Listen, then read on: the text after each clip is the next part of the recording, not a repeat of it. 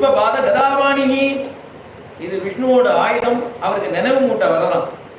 உங்களோட ஆயுதத்துல ஒன்னாதான் வந்திருக்கு, நான் விபீஷணனா வந்திருக்கேன் அப்படிங்கறத நினைவு மூட்டை வந்திருக்கிறான். ஏன்னா சங்கு சக்கரம் அவரோட பஞ்சாயுதங்கள்லாம் வந்திருக்கு. அதுல கதை தான் வந்து விபீஷணனா.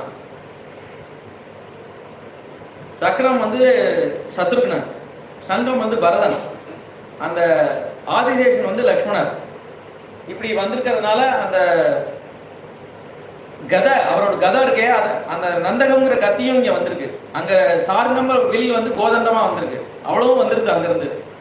அப்ப இந்த கதை என்னாச்சு அப்படின்னு கேட்டா, கதை தான் வந்து விபீஷணராம்.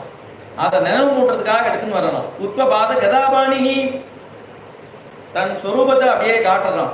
என்ன அப்படின்னா, நான் உனக்கு ஹஸ்தகதமா இருப்பேன் அப்படிங்கிற, ஒரு ஜடைய போல இருப்பேன், ஒரு ஜட வஸ்து எப்படி இருக்குமோ அதை மாதிரி இருப்பேன், நீ எப்படி வேணா என்னை உபயோகப்படுத்திக்கலாம் அப்படின்னு காட்டுறதுக்காக கதையை எடுத்து வர்றான்.